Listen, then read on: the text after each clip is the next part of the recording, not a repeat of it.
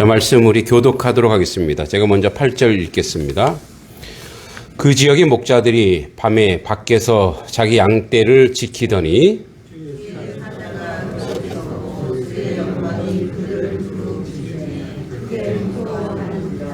천사가 이르되 무서워하지 말라. 보라, 내가 온 백성에게 미칠 큰 기쁨의 좋은 소식을 너희에게 전하노라.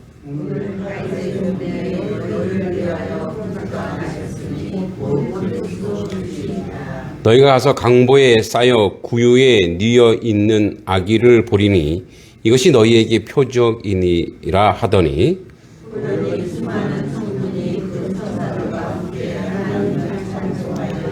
함께 지극히 높은 곳에서는 하나님께 영광이요 땅에서는 하나님이 기뻐하신 사람들 중에 평화로다 하니라. 아멘. 우리 옆사람 앞뒷사람 인사합니다. 메리 크리스마스. 네, 잘 오셨습니다. 네, 고맙습니다. 화이트, 정말 리얼하게 화이트 크리스마스가 됐네요. 감사합니다. 네, 산타클로스 할아버지, 산타클로스에 대한 유래가 있죠. 지중해에 연한 케일이라는 마을에 한 성자가 살고 있었습니다. 그는 당시 로마는 기독교를 박해할 당시였습니다. 그래서 이때 감옥에도 갇히고 고문도 많이 당하고 그러다가 이제 사형 직전에 313년 콘스탄틴 황제가 기독교를 공인합니다. 그래서 이제 더 이상 기독교가 너무나 파급되기 때문에 이 콘스탄틴 황제의 여러 설이 있습니다. 보모가 기독교인이라는 설도 있고 그래서 황제가 기독교를 국교로 결정을 내립니다. 그래서 죽기 직전에 살아납니다. 그는 그 당시에 고아와 또 이제 이 전과자라 그러죠. 범죄에 저지른 사람들, 이런 사람들, 또 사창가에 있는 사람들, 가난한 어부들, 병자들을 도와주는 친구였습니다. 그래서 성탄절이 가까우면서 한밤중에 이들에게 이제 예수님의 사랑을 전해야 되겠다 싶어서 커다란 자루를 들고 마을마다 그 가난하고 힘든 사람들을 순회하면서 남몰래 선물을 나누어 주었습니다. 이 사람 이름이 바로 니콜라스인데 이제 카톨릭에서는 성자 칭호를 많이 하죠. 그래서 성 니콜라스를 이 발음을 계속 하다 보니까 이게 산타클로스가 되었다는 그런 설이 있습니다. 오늘은 12월 25일 성탄절입니다만 초대교회, 초기 교회에서는 성탄절을 기념하지 않았어요. 왜냐하면 예수님이 언제 태어난지 모르거든요. 그리고 그때는 예수님이 십자가에 못 박혀 돌아가시고 부활하신 이 사건이 더 충격적이었거든요.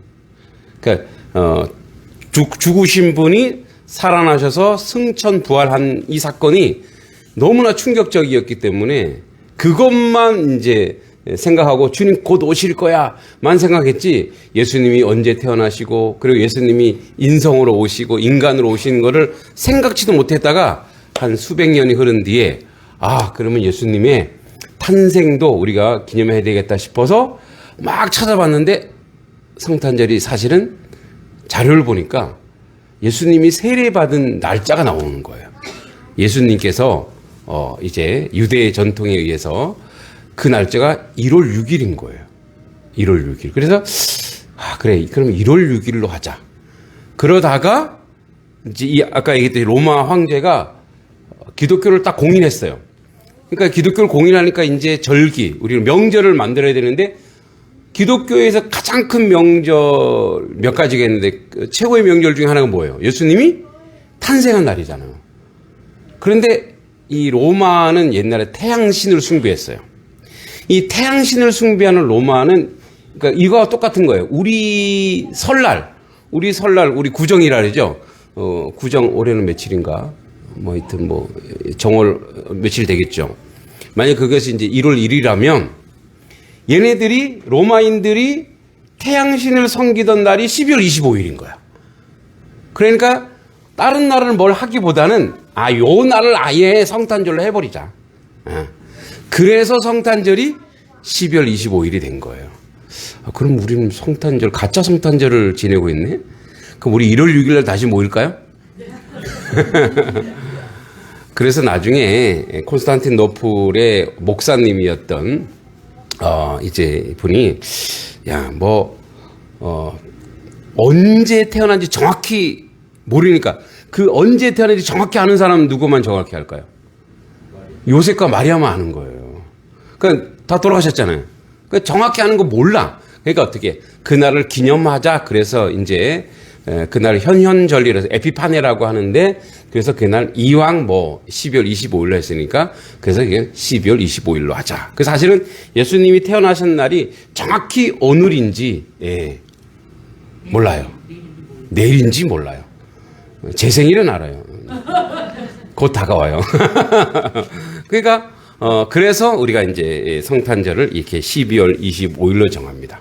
자, 오늘 본문은 이제 예수님 2장 1절 예수님이 탄생해서 구유에 누우시다는데 내가 어제 주일 오전에도 얘기했지만 구유라고 하는 건 말구유가 아니고 그냥 짐승들 여물통이라 그랬죠. 거기서 태어나셨는데 이제 마태복음엔 동방 박사들이 알게 돼요. 그죠? 동방 박사들이 별을 보고 알게 돼요. 누가 그러더라고요. 이과 출신 동방 박사들이 예수님 탄생을 정확히 예측하고 쫓아왔는데 문과 출신 헤롯이 다 망쳐버렸다고 뭐 이런 얘기를 막 하더라고요.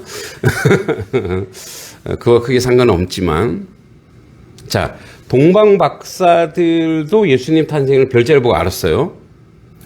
목자들에게 이제 천사가 나타나는 거예요. 제 생각에는 그러니까 누가복음은 이 목자들의 기록을 자기가 어디서 이제 알아서 기록했을 거 아니에요. 그럼 마태는 동방 박사들 얘기를 또 기록했어요. 그러면 여기 목자들하고 동방 박사들만 있었을까요? 예수님의 그 당시 탄생의 징조와 조짐을 더 많은 사람들이 알고 있을 거라고 생각해요. 그래서 오늘 이제 초점을 맞춘 것은 목자들이 그 지역의 목자들이 아마 이 당시는 여름 우기철이라고 봐요. 그 이스라엘은 1월이 우기철이기도 한데 아마도 이제 비가 많이 오기 때문에 목자들이 밤에 양떼를 지켜야 돼요. 혹시 비에 갑자기 폭우가 갑자기 쏟아지기 때문에 쓸려가지 않을까 싶어서 그 지역의 목자들이 밤에 밖에서 이제 양떼를 지켰어요. 그런데 갑자기 9절에 주의 사자가 곁에 서고 주의 영광이 그들을 두루 비춤에 크게 무서워하는지라. 자, 오늘 이제 오늘 본문은 그리스도가 태어나는 그 징조를 설명하는 데 있어서 자, 주의 사자가 주의 영광이 막 천사들이 오고 막 두루 비추고 이게 아니에요. 천사들이 얘기해요. 야, 예수님이 너희 중에 메시아가 올 거야. 기쁨의 좋은 소식을 가지고 올 거야. 그러면서 이분이 오는 증표가 있어. 12절에 너희가 가서 강보에 쌓여 구유에 뉘어 있는 아기를 보리니 이게 표적이래요. 기적이면 뭐예요? 기적이면 좀 뭐 이렇게 신비한 거여야 되잖아요. 근데 기적이 뭐냐? 강보에 쌓여 구유에 누인 아기를 보래. 그게 기적이래. 세상에 갓 태어난 아기를 마구간에 여물통에다 놓는 사람이 있어요, 없어요? 없어요. 근데 이 아기는 구유에 누여 소 여물통, 짐승 여물통에서 소 밥그릇에서 그가 거기 있을 것인데 이게 표적이래. 이게 메시아의 표적이래요. 이게 어때요? 완전히 아이러니하죠. 그러니까 우리의 예상과 완전히 빗나가는 거예요. 그래서 목자들도 이상하죠. 그래서 목자들이 우리 다음 이제 구절에 보면은 찾아가요. 거길 직접 얘기해서 거길 직접 찾아가요. 진짜인가 아닌가? 보니까 어떻게 해요? 진짜 소유물통에 있는 거야. 구유에 있는 거예요. 그러니까 우리는 이적하면 어때요? 되게 신비하고 초월적이며 강력하며 아주 물리적으로 힘이 세며 뭐 이 정도는 돼야죠. 모세가 홍해를 가르는 정도는 돼야 될 거 아니에요. 그죠? 그리고 무리바물 바위, 여러분 무리바물 바위가 얼마나 큰지 아세요? 반석에서 물이 나잖아요. 반석에서 물이. 그래서 모세가 뭐예요? 지팡이를 딱 치니까 반석이 쫙 쪼개져 가면서 돌이 쪼개지면서 물이 나왔어요. 그 바위가 얼마나 하냐면 11층 높이, 아파트 11층 높이에요. 그 우리 교회보다 더 높다고요. 바위. 그래서 실제 거기가 어디냐면 거기가 기독교인이 못 들어가는 데예요. 그걸 다 막아놨어요. 그 동네가 어디냐면 중동인데 석유 많이 나는 동네가 어디죠? 사우디아라비아. 너무 잘 아시네, 사우디. 세계 지리도 너무 깨고 계시네. 그 사우디아라비아는 국교가 뭐예요? 이슬람교예요. 거기서 기독교 선포하다 다 사형입니다. 못 들어가요. 근데 그 사진을 찍은 사람이 있어요. 우리나라의 침술사인데 그분이 사우디아라비아 왕세자의 주치의였어요. 김승학 씨라고 책이 나와요. 그 김승학 씨가 그걸 찍어서 왔어요. 왜냐하면 이 왕세자가 왕세자면 우리는 왕의 아들인데 이 왕세자가 거의 왕이에요. 모든 걸 다 가지고 있어요. 석유 기업을 다 가지고 있는데 밤에 잠을 못 자는 거야. 그래서 이 의사 저희도 다 불러봤는데 안 돼. 근데 이 김승학이라는 집사님이 침을 잘 놓으니까 이분을 부른 거예요. 그래서 이분이 딱 보니까 밤에 잘 때 악몽을 꾸고 귀신에 눌려 있는 걸 본 거예요. 그래갖고 왕세자님, 제가 오늘 밤에 잠을 잘 자게 해줄 테니까 침실에 제가 의자 옆에 앉아 있겠다 그랬더니 이제 경호원들이 큰일 나죠. 뭐 하는 짓이냐고 지금. 거기 경호원들도 못 들어가는 데인데. 그래서 너무 고통스러우니까 그럼 그렇게 하라 그래서 밤새도록 의자 옆에 두고 기도를 했다는 거예요. 근데 이제 귀신이 역사에서 그 사람 이제 그 왕세자에게 악몽을 꾸게 하니까 그 잠을 못 자는 거예요. 그러니까 자기가 잠을 잘 자고 귀신이 떠나가니까 병이 나요, 안 나요? 병이 나니까 야, 너 내 주치의야. 그래서 거기는 이제 어디든지 출입할 수 있는 출입증이 생긴 거예요. 그러니까 자기가 기독교인이라 말을 안 했어요. 속으로 맨날 기도하다가 그래서 어디든지 갈 수 있다고 해요. 출입증을 찍어서 그 성경의 구약성의 흔적들이 다 찍어 갖고 와요. 그리고 그걸 책으로 만들어요. 근데 그 중에 하나가 제가 봤는데 저도 물 반석해갖고 그 요만한 돌인 줄 알았어요. 요만한 돌에 그 광야에서 모세가 끌고 나올 때 장정만 60만 3,550명이잖아요. 그러니까 가족끼리 합치면 뭐예요? 전부 다 적어도 1,800만 원 되고 그 아는 사람들이 물을 먹으려면 물이 어떻게 흘러다니겠어요? 수돗물 쫄쫄 그거 언제 먹어요? 한 3년 걸리겠네, 그죠? 그 바위가요. 제가 나중에 궁금한 보여드릴게요. 바위가 진짜 중앙에 누가 이렇게 레이저 광선을 쏘면 쫙 쪼개져 있어요. 그리고 11층 높이고 사람이 거기 섰는데 사람이 요만해요. 거기서 어떻게 된다고? 물이 콸콸콸 흘러내리는데 그 콸콸 흘러내리는 게 아직도 거기서 물에서 물이 흘러내린 물길이 아직도 있어요. 여러분 갑자기 물이 흘러봐요. 어때요? 사막에 물길이 지금도 있다니까요. 못 믿는 얼굴이신데 제가 사진으로 보여드릴게요. 네, 그런 역사가 이 정도가 뭐여야 돼요? 이걸 갖고 기적. 이 정도가 돼야죠. 여러분 홍해바다도 자, 여러분 이제 홍해바다도 이렇게 이제 그 저쪽에 동풍이 와서 이 바닷물을 쫙 해갖고 이렇게 쪼개버리잖아요, 바닷물을. 그러니까 그러면 그 밑에 있는 바람 때문에 밑에 있는 모래나 흙들을 어떻게 해요? 언덕처럼 쌓였어요. 그래서 지금도 위성사진을 보면 거기가 다른 데는 파란데 거기가 어떻게 해요? 이렇게 엷어요. 그리고 그 아래 뭐죠? 애굽의 전차들 있잖아요. 전차 바퀴들이 지금도 남아 있어요. 그래서 일부는 대형 박물관에 갖다 놨어요. 그 역사가 지금도 있어요. 이 정도를 뭐라고요? 기적이야. 이 정도를 뭐라 그래요? 표적이란 말이야. 근데 오늘 표적은 뭐예요? 아기가 구유에 누워 있어. 그게 표적이래. 말이 안 되죠. 세상을 구원하러 오신 메시아가 왔는데 천사들이 얘기합니다. 천사들이 지금 사기치는 거 아니잖아요. 천사들이 지금 거짓말 치는 거 아니잖아요. 천사들이 와서 하는 말이 목자들에게 얘들아 이제 너희 저기 가봐. 거기 비친 가보면 거기에 소염을 통해 아기가 나셨어. 그게 너희를 구원하신 예수 그리스도야. 라고 오늘 우리에게. 그래서 우리가 정확히 인지해야 될 게 있어요. 기적이라고 하는 것은 뭐냐? 이적이라고 하는 것은 뭐냐? 표적이라고 하는 것은 뭐냐? 세상을 섬길 수 있는 낮아짐이어야 된다는 거예요. 그래서 예수님의 현현은 뭐예요?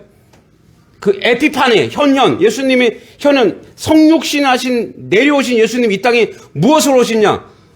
왕으로 군림하지 않으시고, 대장군으로 오지 않고, 힘 있는, 천군 천사를 동원할 수 있음에도 그렇게 동원하지 않고, 가장 연약하고, 보호받아야 할, 가난한 집안에 아기로 오셨다는 거예요. 하나님의 아들이 이 땅에 와서 첫 번째 오시는 그 육신을 입고 왔을 때 누군가가 그 하나님의 아들을 양육하고 보호해야 될 가장 연약한 존재로 오셨다고 이사야가 얘기했어요. 연한 순 같아서 풍채도 없고 모양도 없고 흠모할 만한 그 아무것도 없는 그분이 우리 가운데 오셨다. 이것이 기적이다.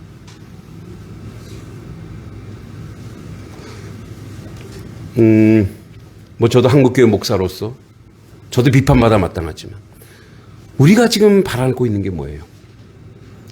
우리가 지금 계속 왕궁을 바라보고 있잖아요. 교회가 추구하고 있는 게 뭐예요? 크고 화려하고 많고 그래서 기득권이 되고 군림하려고 하잖아요. 거기 예수가 안 계시다고요. 그래서 목자들은 뭐예요? 목자들은 천사들이 목자들을 선택해서 양을 지키는 목자들이에요. 양을 지키는 목자들을 선택해서 우리 어떤 사람은 그렇게 얘기해요. 봐, 열심히 양을 지키고 자기를 열심히 하다 보면은 누군가가 와서 알려줘. 그런 건 아니에요. 목자들에게 이 당시의 목자들, 이 당시의 어부들은 전부 다 그 생존의 싸움을 해야 되는 사람들이에요. 그러니까 우리 생각처럼 양 막 수천 마리 기르는 그런 부농이 아니라고요. 그리고 이 양들도 아무래도 자기들 게 아닐 거예요. 주인이 따로 있을 거예요. 갈릴리 어부 베드로, 요한, 야고보 어떤 사람들이라서 그거 갈릴리 바다 누구 거라고요? 나라 거예요. 그래서 시큰 고기 잡고 뭐예요? 거기서 10분의 1을 얻어먹는 거예요. 최하층이에요. 그래서 그들은 뭐예요? 하루하루 삶이 지옥이고 그렇게 노역을 해야 되고 그렇게 노동을 해야 되는 그런 생존의 투쟁 가운데 있는 자들이에요. 그들에게 무엇이 필요하냐? 그들에게 좋은 소식이 필요한 거예요. 그래서 그들에게 나타난 거예요. 근데 자기들이 가보면 자기들은 똑같네? 뭐 좀 돈이 많거나, 뭐 좀 힘이 있거나, 자기와 똑같은 존재인 주님을 기적이라고 이야기하고 있어요. 이적이라고 이야기하고 있고, 표적이라고 이야기하고 있어요. 오늘 우리는 어떤 기대로 주님을 믿습니까? 어떤 욕구로 교회를 다니며, 어떤 걸 추구하려고 마음의 위안을 얻고 진짜 예수 믿게 되면 마음의 위안이 안 될걸요. 더 어떤 게 나도 힘든데 어떤 사람들이 보이냐면 진짜 힘든 사람들이 보이고 고통받는 사람들이 보이고 지금도 보니까 이 엄동설안에 그 이태원에서 자식들을 무참히 죽어간 엄마들이, 부모들이 뭘 불교의 행위인지 모르지만 그걸 비판할 생각 없습니다만 그게 뭐 불교든 기독교든 행인이 뭐죠? 삼보일배를 하고 있어요. 왜? 억울하거든요. 근데 그 억울함을 풀어주는 교회가 없으면, 그 분하고 억울한 걸 정치가 못 풀어주고 세상이 못 풀어주면 믿는 사람들이 그것을 이해해주고 알아주고.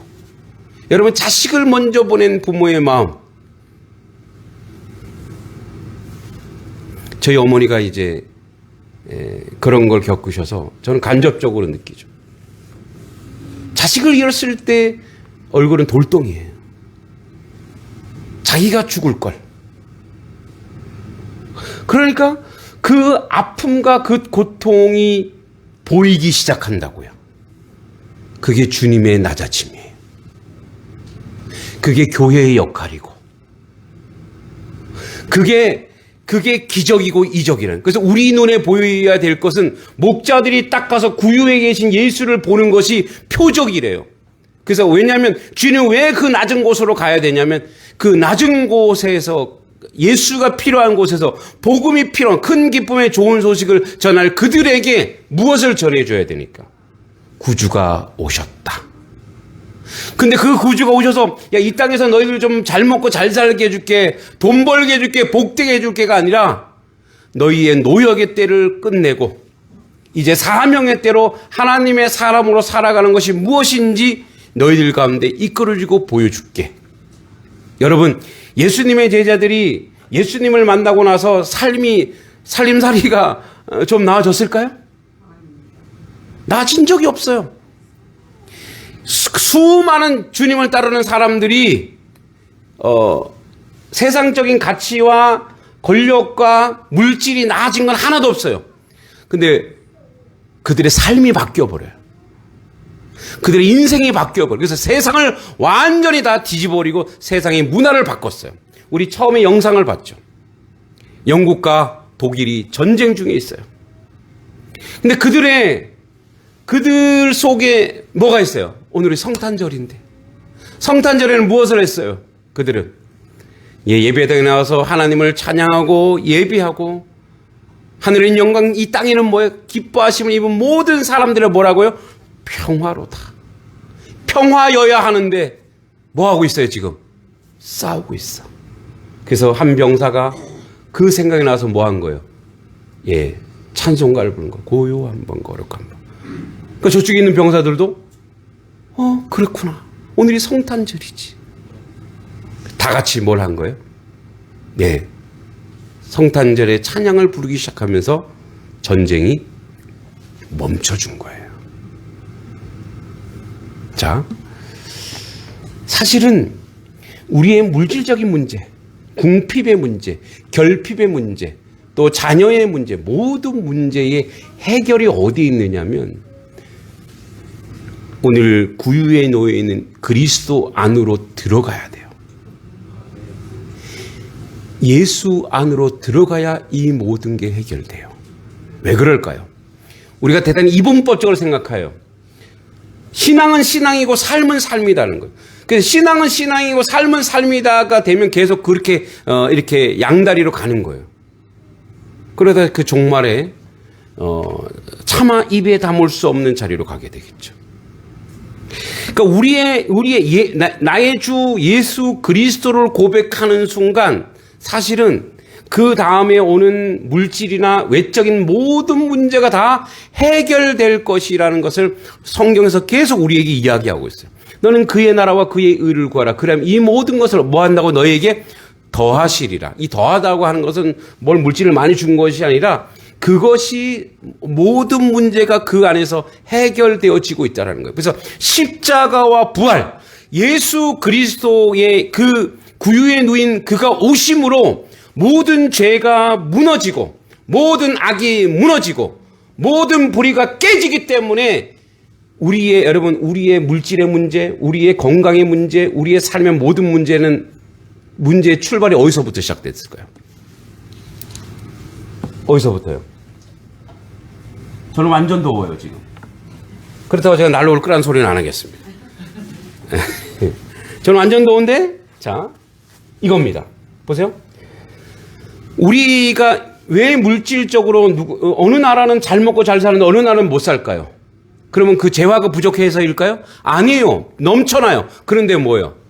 죄성, 욕망 때문에 누군가는 좋은 거 먹으려고 쌓아두고 그래서 어떻게 그걸 가지고 다른 곳에 넘겨주지 않잖아요. 공유하지 않잖아요. 베풀지 않잖아요.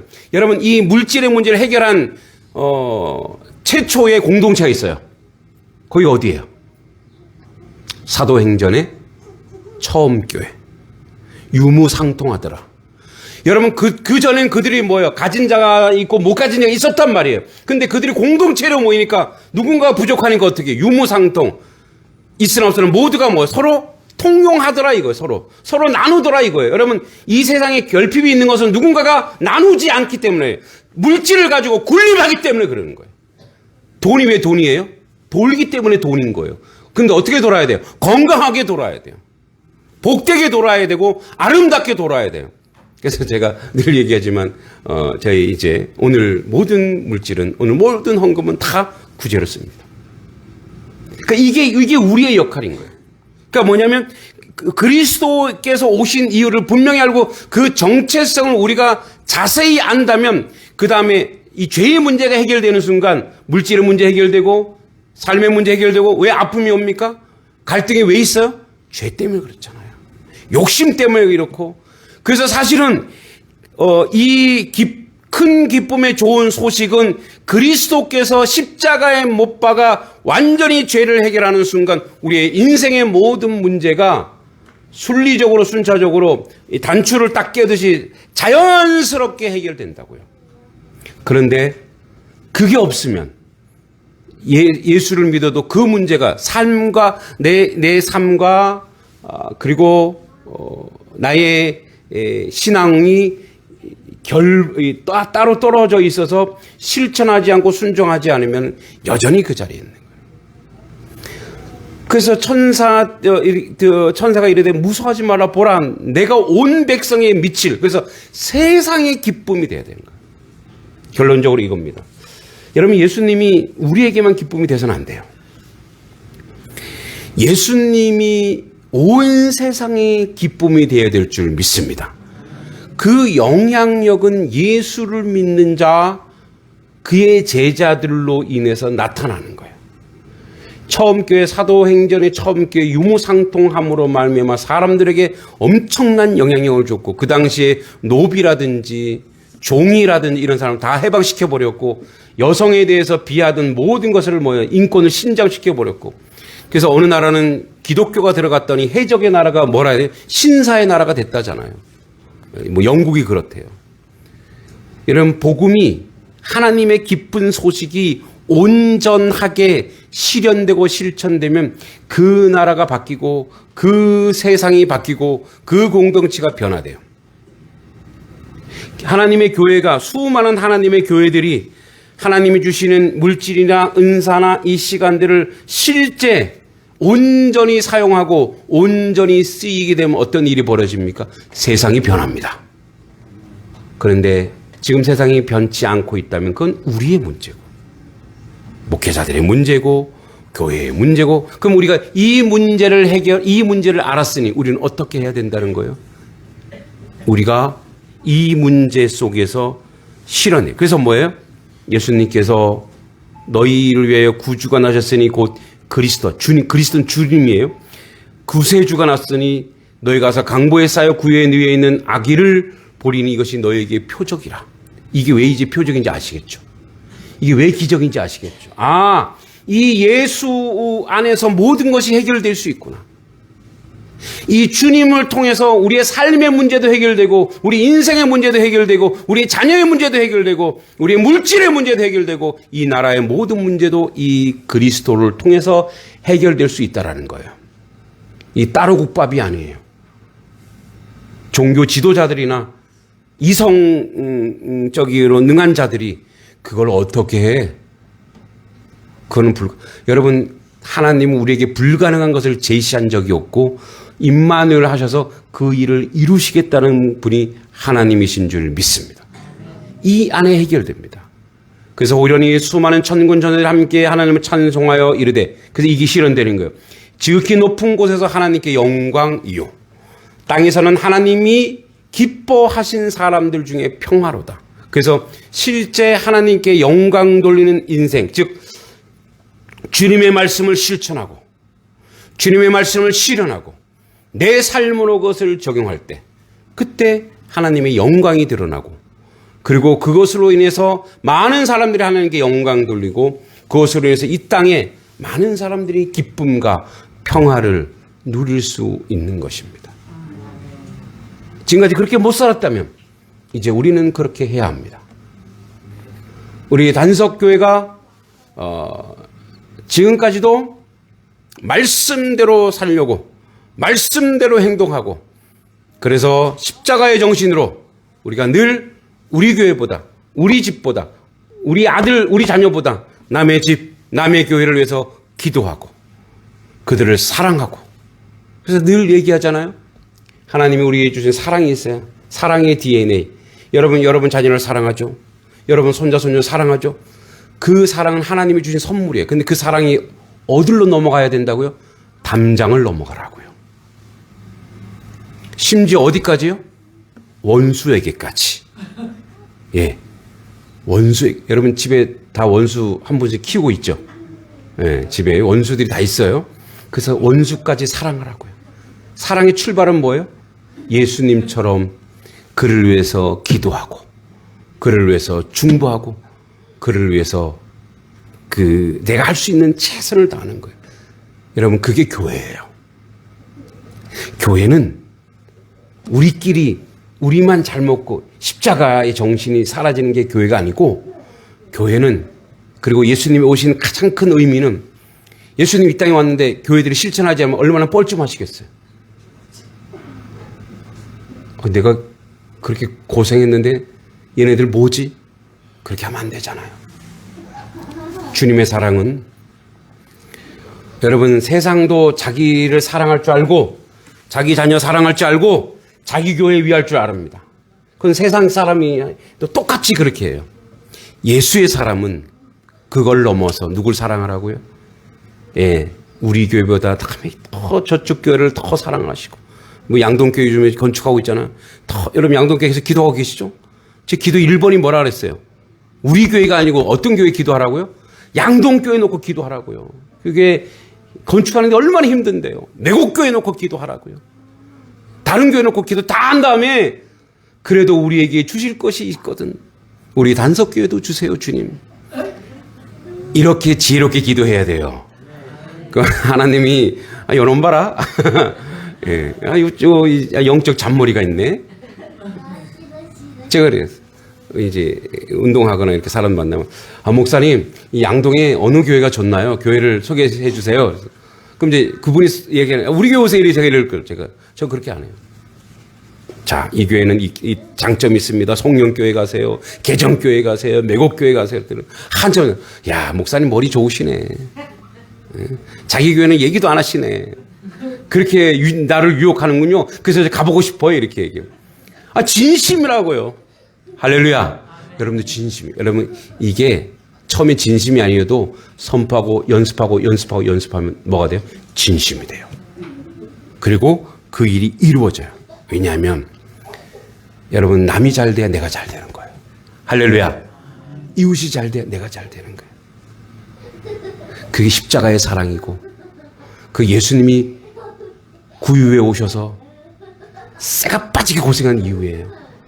우리도 구유에 있는 기적의 예수님을 바라보며 다시 한번 우리를 점검하세요. 다시 구유로 내려가야 되겠다. 높고 높은 해롭궁을 바라보지 마시고 화려한 거 바라보지 마시고 더 낮은 곳으로 더 가난하고 고통받는 사람이 있는 그곳으로 우리의 눈을 돌려야 되고 우리의 관심을 돌려야 되고 우리의 기도가 나와야 될 줄 믿습니다. 이것이 바로 세상의 기쁨, 예수 그리스도가 이 땅에 오신 이유입니다. 하나님 아버지 은혜 감사합니다. 강보에 쌓여있는 구유의 예수를 보는 것이 표적이라고 했습니다. 주님, 근데 우린 그게 안 보입니다. 화려한 게 보이고 황금색 칠한 그런 아버지, 크고 놀라운 것만 우리 눈에 보입니다. 우리 눈에 구유에 쌓인 예수, 가난하고 소외당하고 고통받고 억울하고 함맺혀 있는 사람들의 삶, 그 사람들의 인생을 우리 눈으로 들어오게 하시고 우리가 기도하게 하시고 내 교회보다 남의 교회를, 내 집보다 이웃집이 더 잘 되기를 간절히 소망하는 십자가의 정신, 그 사랑의 정신으로 살아가는 하나님 백성 되게 하여